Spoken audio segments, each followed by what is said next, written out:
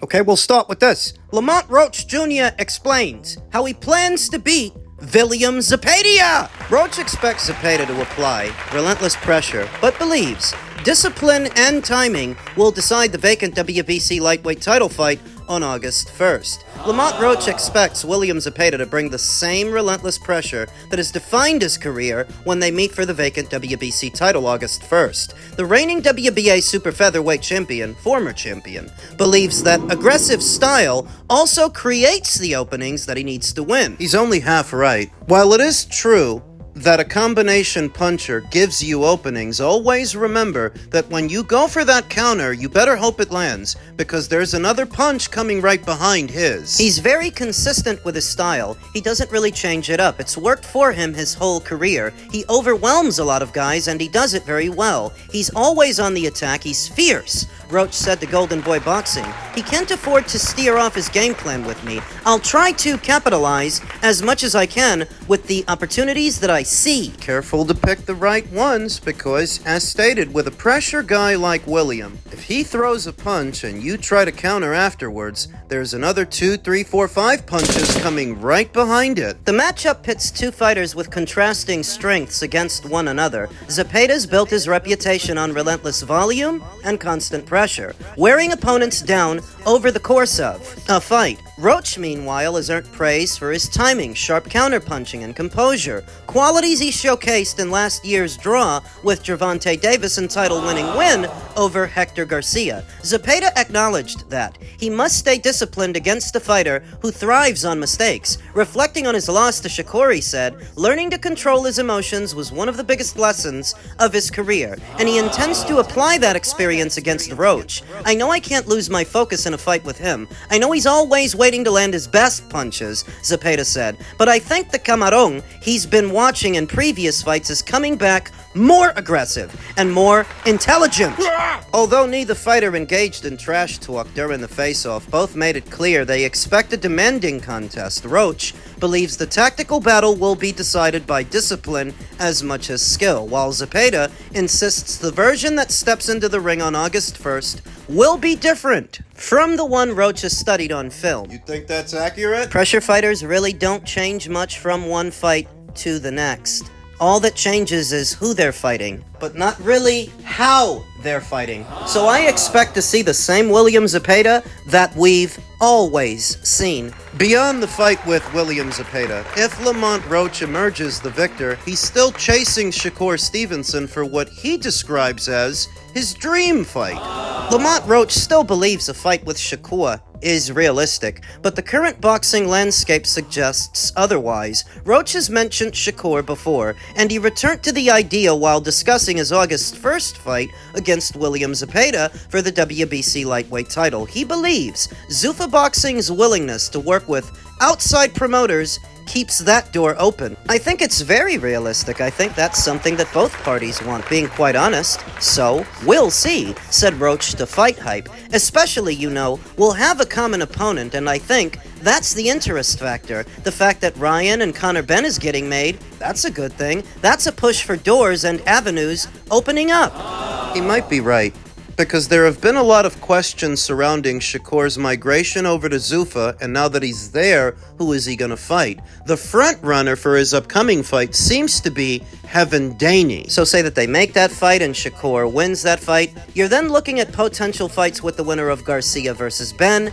maybe Gervonta Davis, though I don't see why those opponent choices would get in the way of a Lamont Roach fight. They're not mutually exclusive. All of that can happen in theory. The fight that he's about to have with William Zepeda is the perfect setup for a Shakur Stevenson fight. William gave Shakur the hardest fight of his career so far. If Lamont Roach can make it past him and win in good fashion, that sets up a Shakur Stevenson fight. Maybe not immediately after, but down the line. That would also give Lamont Roach time to move up in weight. Remember, he fought Gervonta Davis at 135, drew, moved up in weight and fought Isaac Cruz at 140, drew again. Now he's dropped back down to 135 for William. He's back at lightweight, where Shakur Stevenson's next fight may be fought at welter, so that might require some time for Lamont Roach to move back up to 140 and meet Shakur at a catch weight. between 140 and 147. It can happen. The most important thing for Lamont Roach is getting past William Zepeda. I think that's the hard part, making it past that guy. Because he does present a very difficult style. He's not going to stop coming forward. He's not going to stop throwing punches. The only saving grace is that William hasn't fought since the loss to Shakur a year ago. So maybe he's a little bit rusty. But if he hasn't missed a beat, and that same William Zepeda that fought Shakur Stevenson shows up and fights Lamont, I'm not sure that Lamont can hold him off. Lamont struggled with Isaac Cruz, who's a lower grade of pressure fighter than William Zepeda. In the beginning of their fight, it wasn't looking good for Lamont. Maybe in for even worse with William. This is going to be another multicast fight shared between the DAZN platform and TNT as part of their The Fight series. And based on the numbers that Abdullah Mason just put up, with what was a late replacement in Albert Bell, close to 1 million. Was it like 800,000? I think that these two guys can put that up, and perhaps more. I think they can. Lamont Roach is already looking ahead to what happens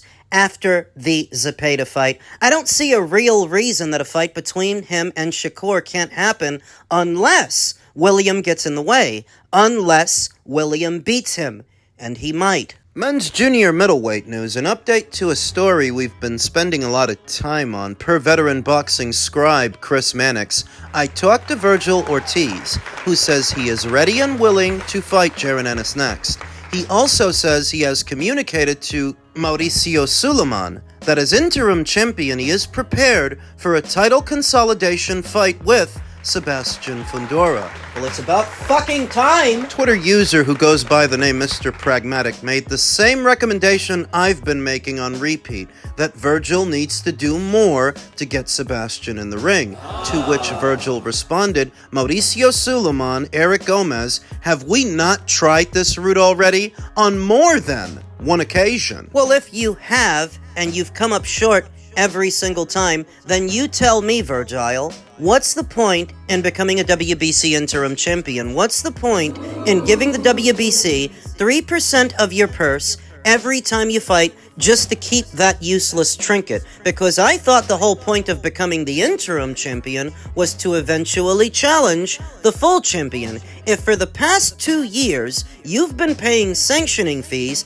to carry that thing around... So you believe him when he says that they tried to fight Sebastian? Well, I believe that's what they told him, but I don't know that there was actually any effort that went into making that fight. We already talked about Jaron Ennis deprioritizing Vergil Ortiz as an opponent. Now the latest seems to indicate that Samson Lukowicz and Team Fundora are doing the same thing. They think it's more important to fight Ermal Hadrabayej, who's supposedly their mandatory. Supposedly. So now that Team Ortiz are supposedly pushing for the Fundora fight, it's up to the World Boxing Council to ensure it gets done. Do you think it's going to? Well, we already know what makes for a better fight and a bigger fight for bigger sanctioning fees to the World Boxing Council, and we know that the PBC recently inked a deal with DAZN where Vergil Ortiz already fights, so there's no real reason that it shouldn't happen. But if by some chance it doesn't, if the World Boxing Council does not oblige Vergil Ortiz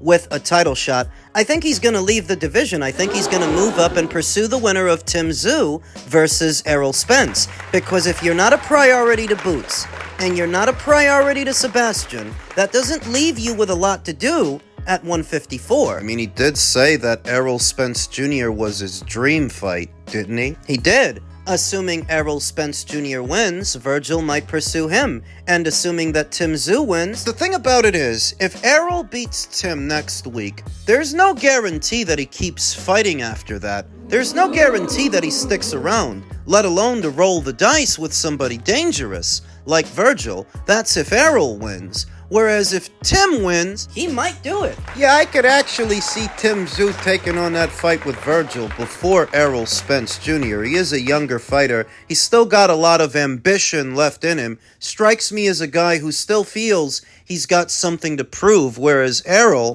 he literally said this might be the last time that he fights. That wavering commitment to staying in the sport and sticking to it. Even if he wins, I don't know that he fights Vergil Ortiz, but in any event, that is what Vergil might do.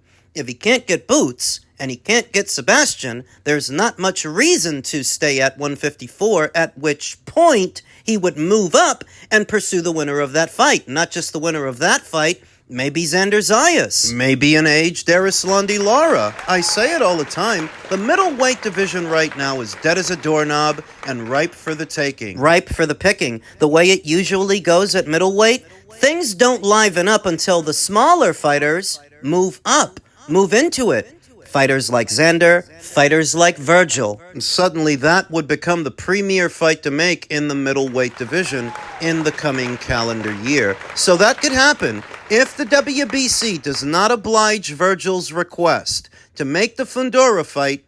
He'll move up. And finally, I learned my lesson. Jake Paul on fighting Anthony Joshua and issuing a challenge to Brock Lesnar. Jake Paul plans to keep fighting, with mixed martial arts again being an option. Jake Paul told Pat McAfee on Wednesday that he does plan to fight again, and he's been speaking with opponents for both boxing and MMA bouts. Paul hasn't fought or even sparred since having his jaw broken by Anthony Joshua last December, but says he will soon be cleared to officially spar. I just probably won't fight Olympic gold medal heavyweights anymore, Paul said. I learned my lesson, but I'm definitely still fighting. We're in talks right now with multiple opponents and just figuring out when we're coming back. Paul also said he'd be willing to fight Brock Lesnar in MMA, remarking, I wrestled Division 1 in Ohio. It doesn't get more legit than that, which it does, like Lesnar having been an NCAA Division 1 heavyweight champion, for example.